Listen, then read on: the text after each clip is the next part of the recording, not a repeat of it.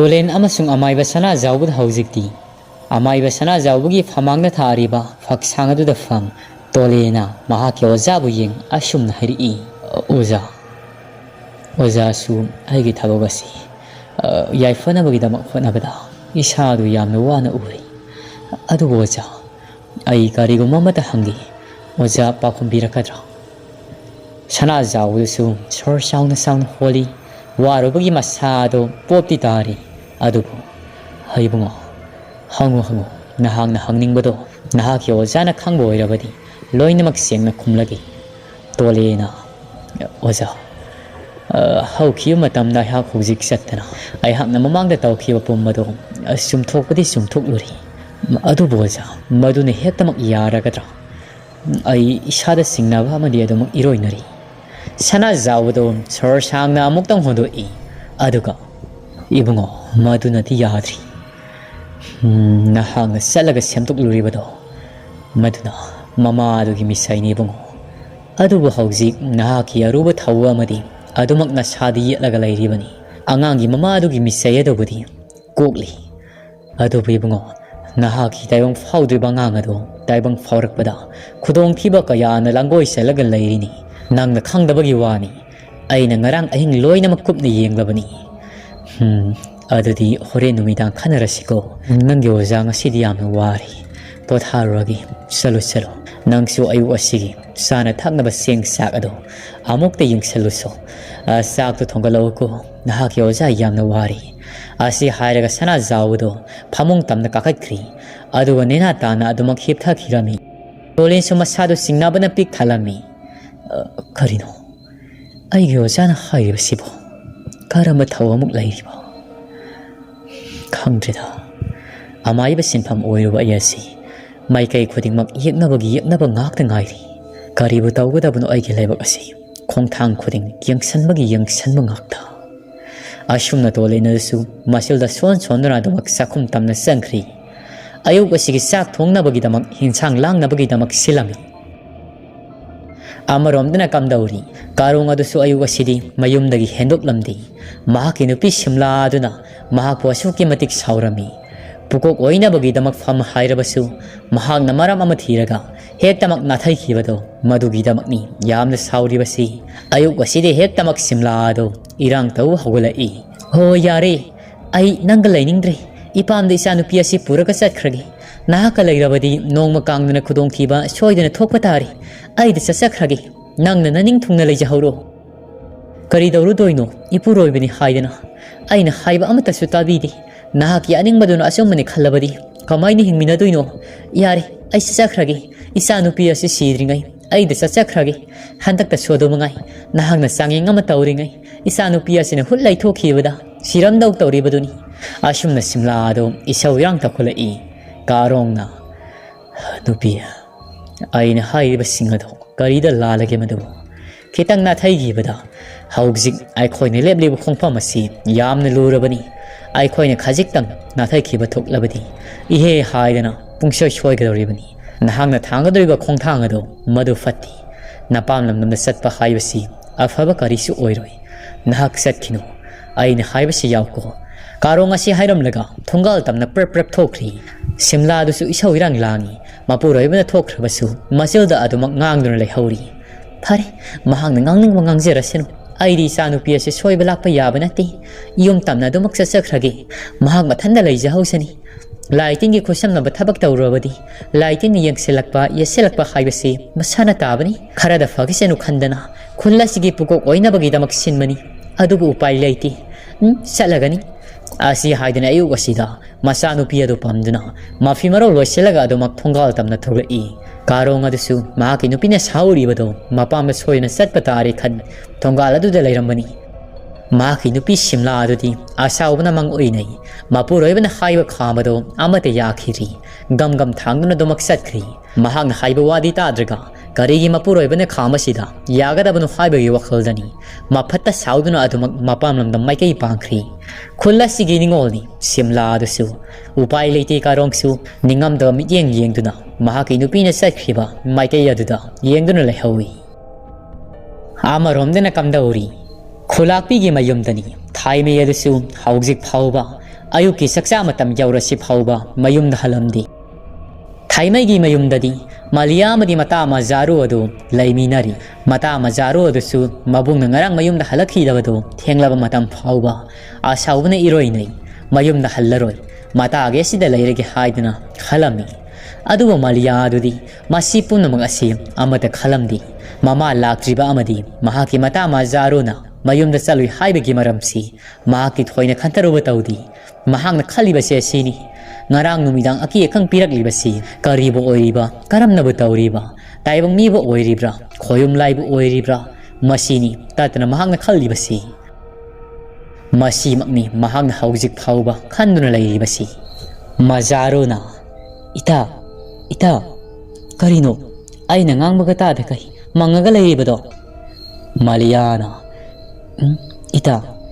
ai wakhalamada lairoba mali adudi ita Nangsi yung dahan kraganuwo ay koyani asida sumlay minarasi ima sungay hak layrabadi soya na makilaani alao sakum da kari-karino thong thang na batawrosi asum na makoyani niya do ayuki matam tengla phauba sa thong na bani haugzikti thong na bagida maksangkri amarom na nakamdauri larngamamadi mahaki marub ahum ado layri khulasigi pukri saugi manaktani layri bado mahaki marub ahum asigi maming singsan la thai amadi Robert makhoi ahum asi larngamga yamna tona tinana tinaba marub ahumni makhoi ahum ado pukri mapala du da fam kana laki haidina ko yengi adubu mahaka tinariba marub ahum asigi manungda singsan kawani pa asi larngamdi ungduna adumak pukri pal du da makhong adu yantharaga fami singsanna asida yareba mai wakhaldo kaungna bataw ngarang na hantana tro mahak adu nanga pumina bana sel nupini khale haidana ai khoina tamluribado aduga amuk haugjik phauba nahangna adumak nungsiribani haidana tawribado kari mata kana ba fangloi ni taw nahangna sida ngairabasu mahakte sunglag la aroi la thaina amu asyarida ngangjeluranuda mi wakhal gan ngaitana laibani adoita ai khoi yum sapanadi farabani mahak lairabadi numisap yumani Saksu sadri yumdadi ima pabana matam phati yumdagi mapal thokpa yaroi haidana sikhang khanga sei adu bita aptina boloina ba haibasina maruni do adu ita ugidamak ai khoisu mafamasi tana lakli adu ita haugzik halaseba mahakaisu la aroi Robert na hai shwai bani taw hanaba tawrasi aisu saklamadi yadri makhoi ahumna haiman madagi haugzikti larngam madu ngaita mayum lomde kari adu mayum satringai Malia hoigi thonga lomda amuk tadi salusi haidana larngam na kanata ami upai leite makhoi ahum adusu larngam na haibadu yaduna Malia hoigi thonga tamna la ami na khoi lairamuko ai makhoi yum lomda amuk ta sanglugi taw isal magni khana hai khraba suitaw thamoi sengna nungsiruba haibadu oibanina ai ma udrabadi laiba ngamdrei taw na khoi leiram mata ahum adunadi sangkhiba yaroi haidana khamjai adu mahangna ngamduna adumak lar ngamado Malia hoigi mayum tamna gam sangai Malia amadi mazaru adudi masadu akiba amadi adumuk iroinaribani ngarang numidang tawkhibado ningsing adumak makhoi ani ado mapa langdi ithok tana adumak yemung aduda sak thongna bagidamak kana honarami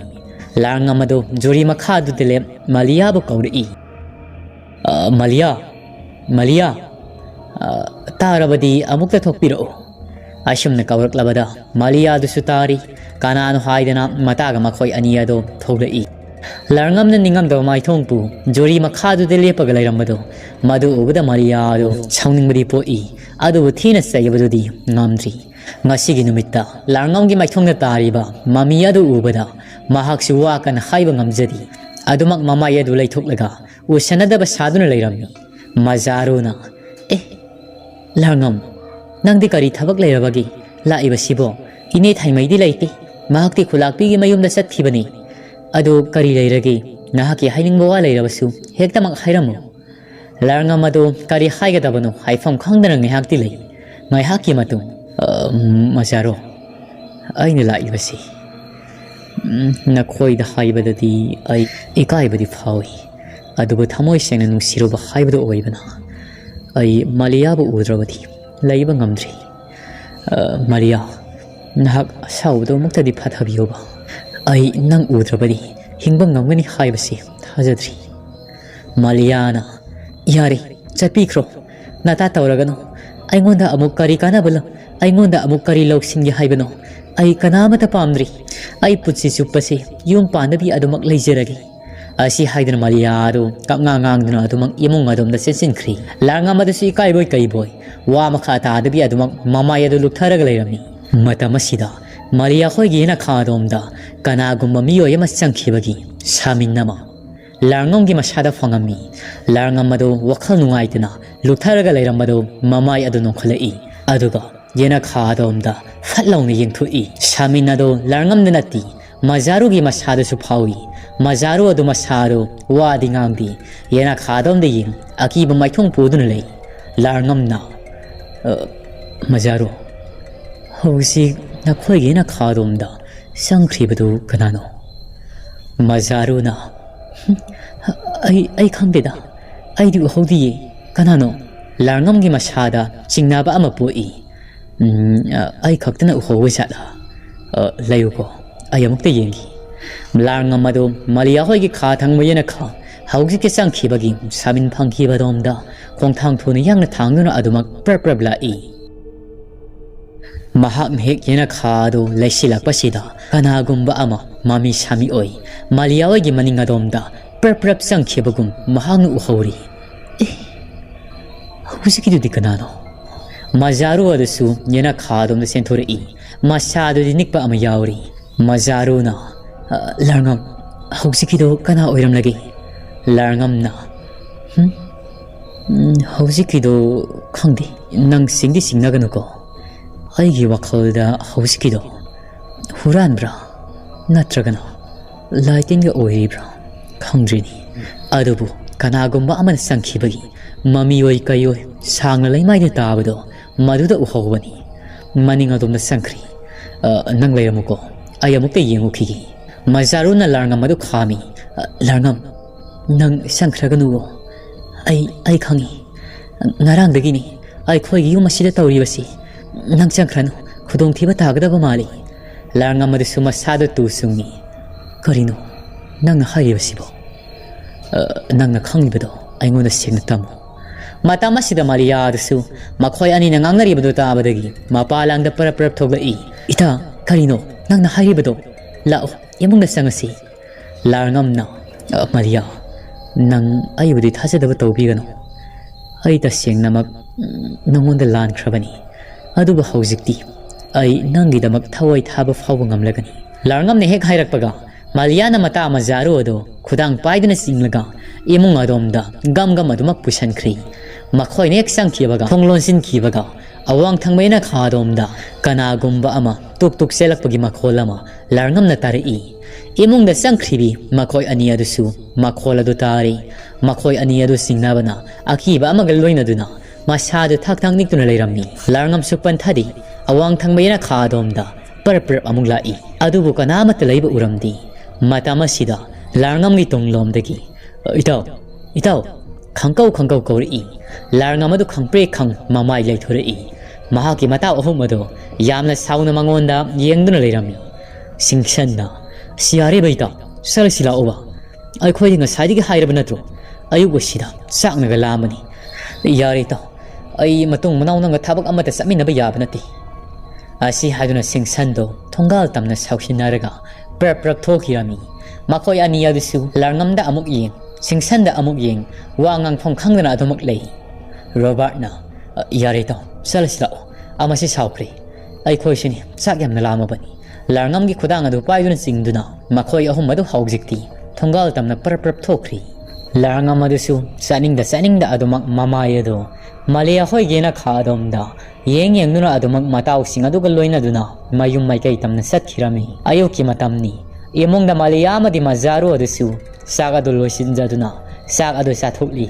sak saba loira matung makhoi ani ado mapawla thoko phauba masada akiba amadi adumak iroinarami malia gi kada makhoi ani ado phamnur leiri maliana ita karigino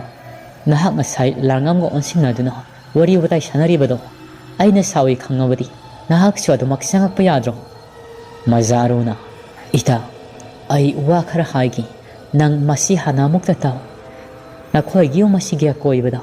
kari gumba akiba samina madi adumak lairi haywasi ai khoi ani sungarang degi khangli bado mangai ai khoi ani khakna ti ngasai larngang gi masada su samin adu phangkhrabani madu hairakpada maliana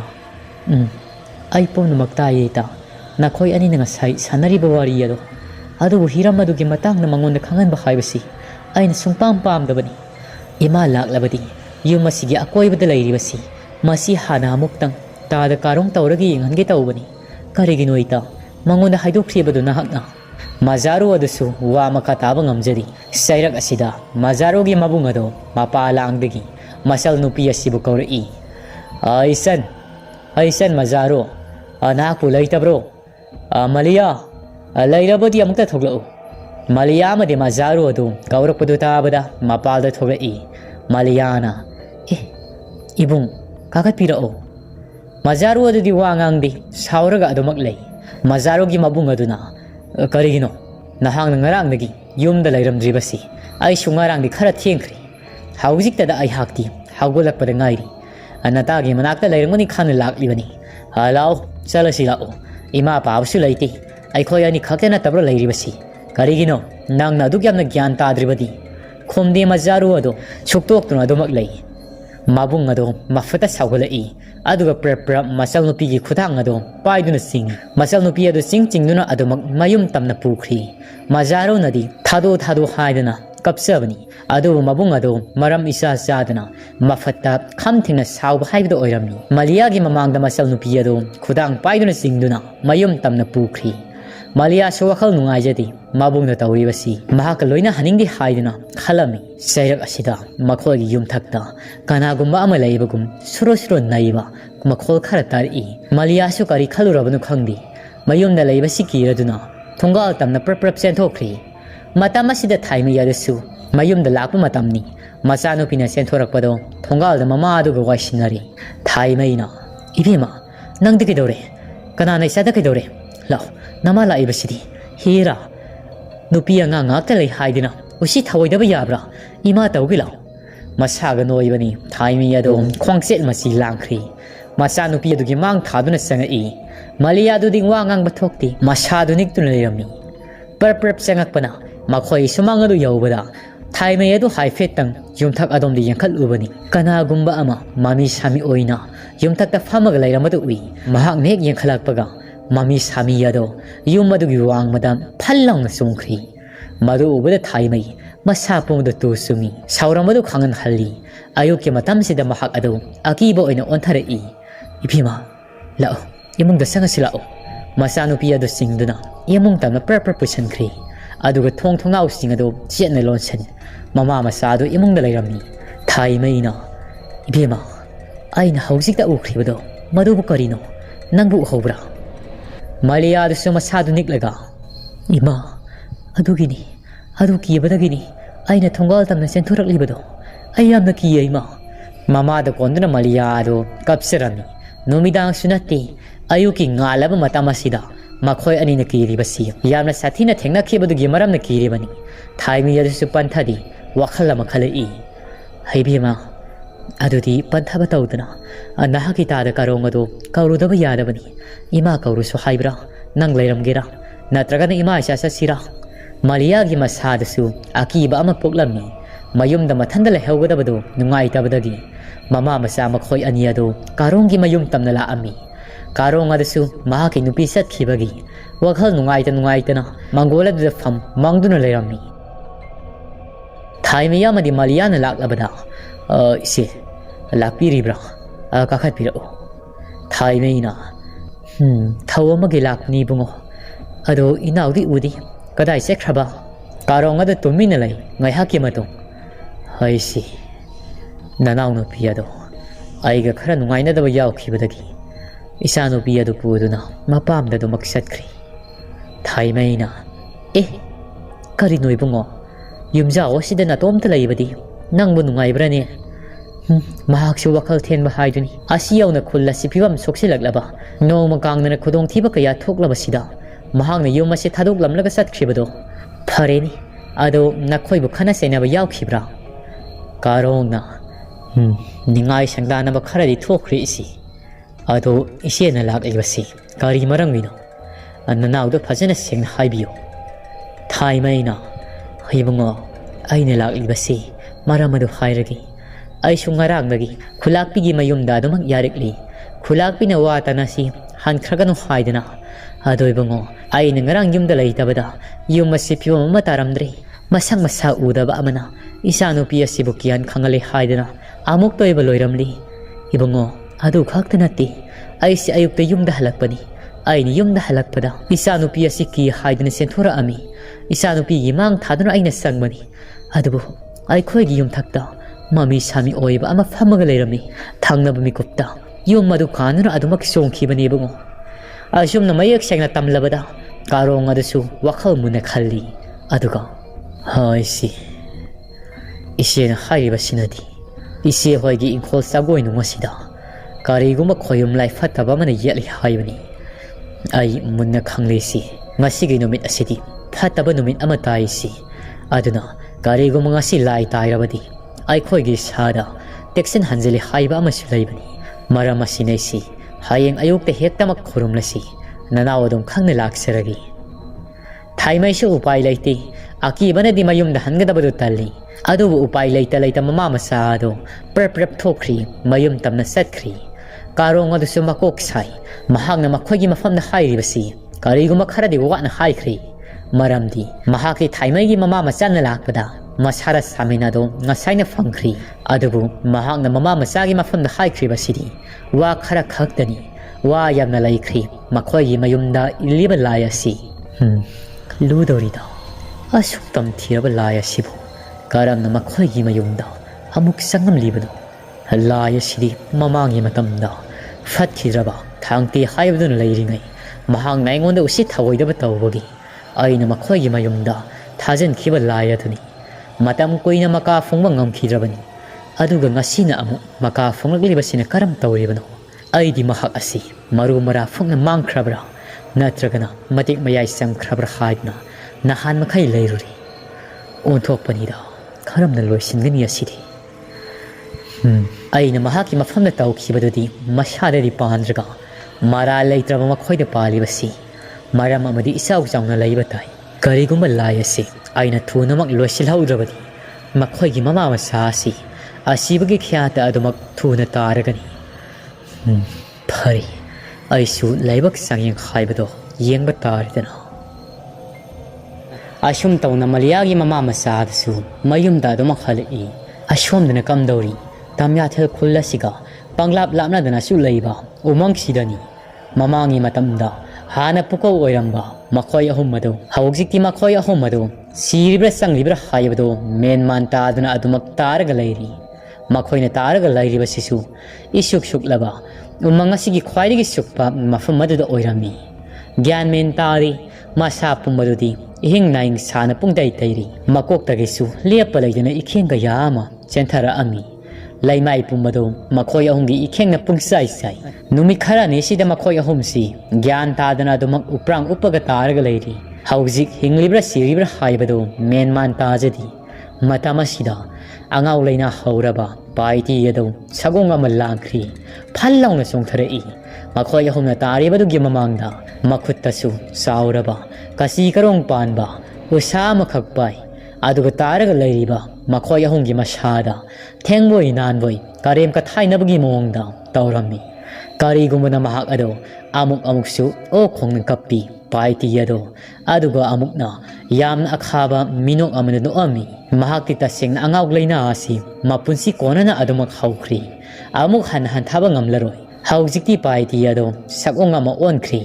miyoi babu madri sabuk ngabuk to mali mayang ikangkang masha pumbado usana sarukup kumna tauri aduga karigumbada maya dusu isaw mami iraw lauradana masami sang karigum phiwa amada leiri haukhriba matam khara sida paiti yado hainingai leitana phiwa mado phajana hongkhri masil dasu ashumna hai tariba makhoi ahum madu yeng khanglabra nakhoi ahum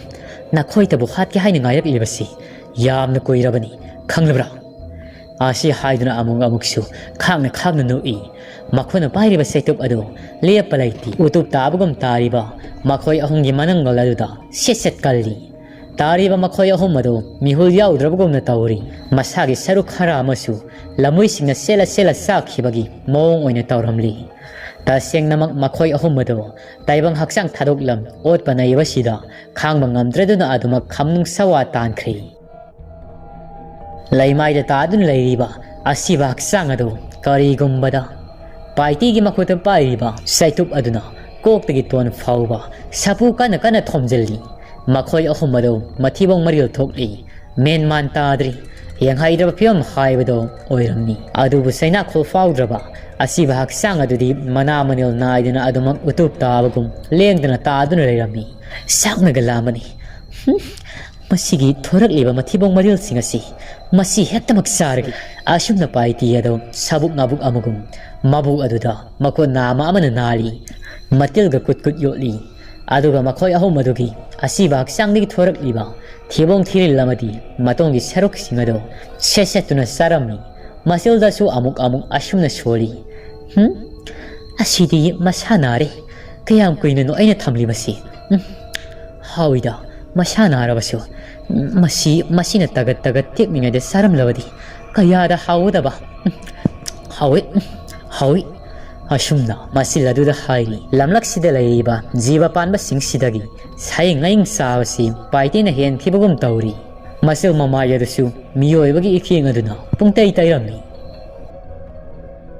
taseng namak paiti asi hingsa yaitamba haibado olabani afang bahatpa afang basaba haibado taseng namak mahanga sidi oikri mapunsi konana adumak mahaki angawlina nabado haujikti yamna fiam soksena nakri paiti yado amarom dana kamdori larngam gi mayumdani larngam mado ngasai gi mayumda halaklabasu mama ampa amadi masal no pina saksa chi haibada yaba kawwe leiramdi adumak masi yamada mangduna leirami mahangna manglibasi atai marangi natti maliyagi mayumda mahangna ngasai thengnarakhibado madugi maramdani mahangna khalibasi kariguma laimutin mo fatabana illabadi mahaki nungsijabi maliyasi choidana khudong thiba tawa tare khan wakhal nungaijadana adumak leiri mama ampanasu saiba yawa seiri haiba yawa hairi mahangna lau tauruba nupi adu natrabadi nupi leitrabra haibasi kayarapni hairibasi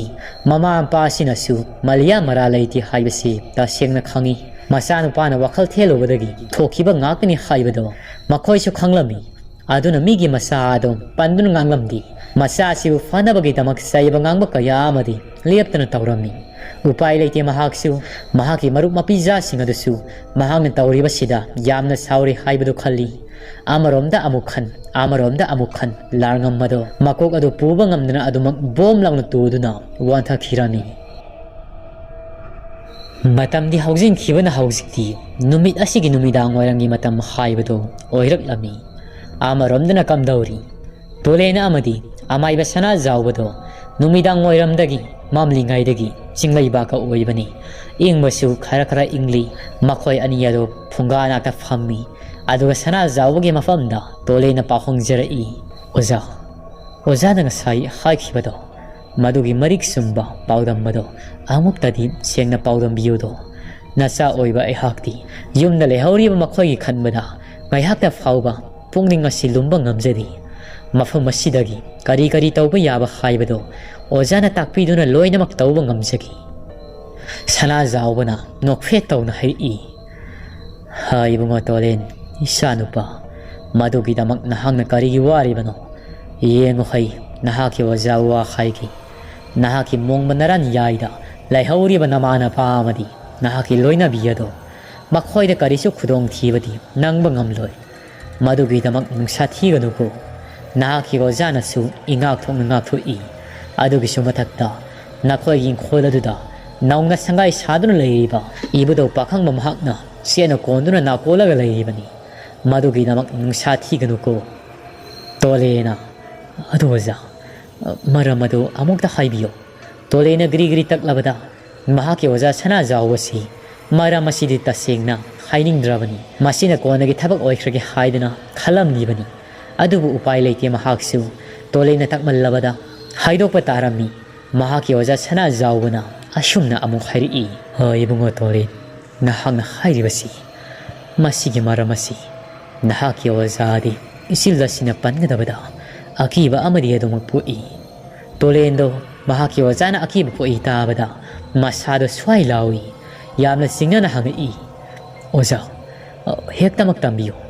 ozana haiba adumak aina angamba pangal putoktuna loinamak mayong yasagi madugi tamak ozana wabigano sana zawbana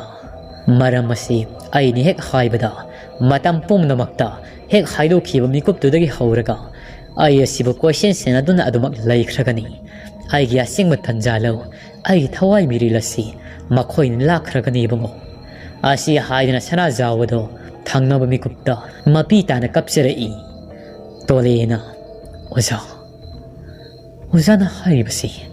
ayakte tasengna samamna pui siangna haibiyodo oza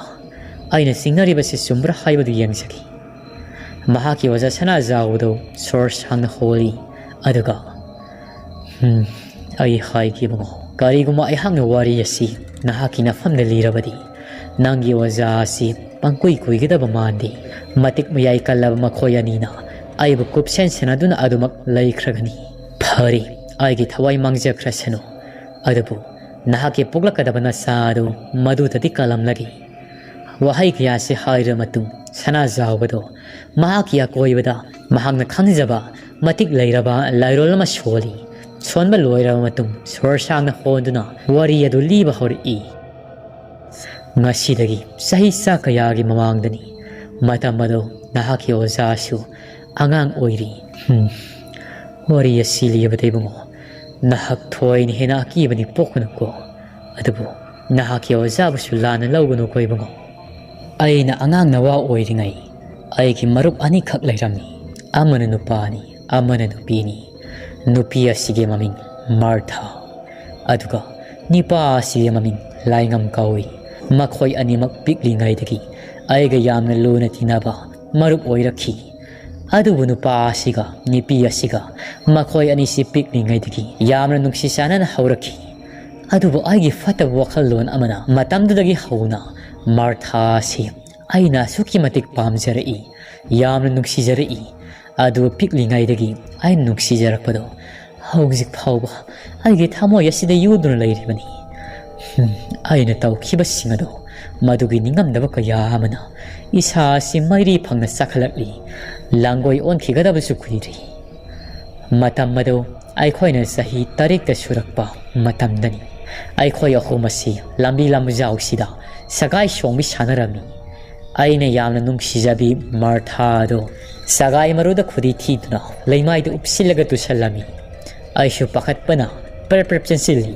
aduga marthado aina hogalami matamasida laingamado sangai aibu laktene inthura ami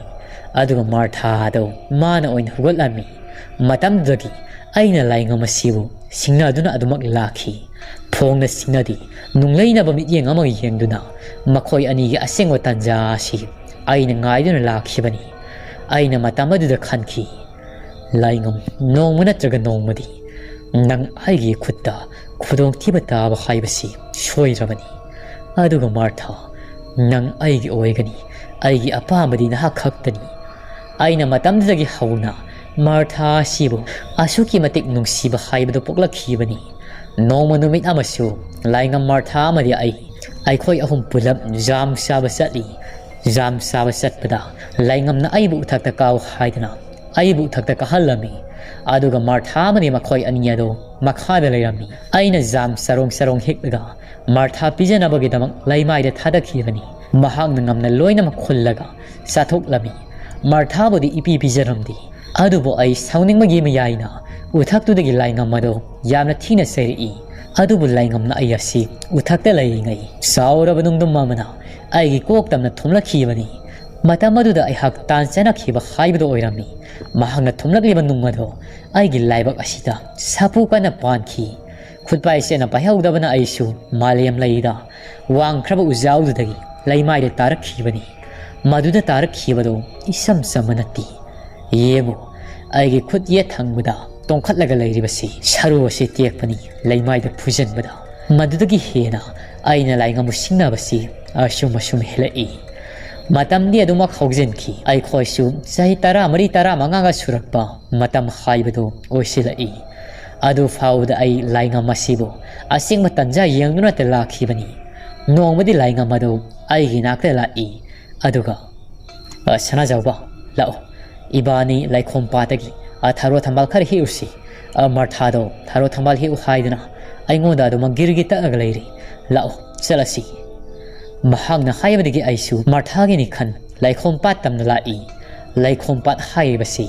ꯑꯩꯈꯣꯏꯒꯤ ꯈꯨꯜ ꯑꯁꯤꯒ ꯏꯔꯥꯞ ꯂꯥꯞꯇꯨꯅ ꯂꯩꯕ ꯄꯤꯛꯇꯛ ꯇꯧꯕ ꯄꯥꯠ ꯑꯃꯈꯛꯅꯤ ꯑꯗꯨꯕꯨ ꯄꯥꯠ ꯑꯁꯤ ꯂꯥꯏꯐꯝ ꯇꯤꯟꯐꯝ ꯌꯥꯝꯅ ꯀꯟꯕ ꯃꯐꯝ ꯑꯃ ꯑꯣꯏꯔꯝꯃꯤ ꯑꯩꯁꯨ ꯃꯗꯨꯒ ꯈꯟꯊꯔꯨꯕ ꯇꯧꯗꯦ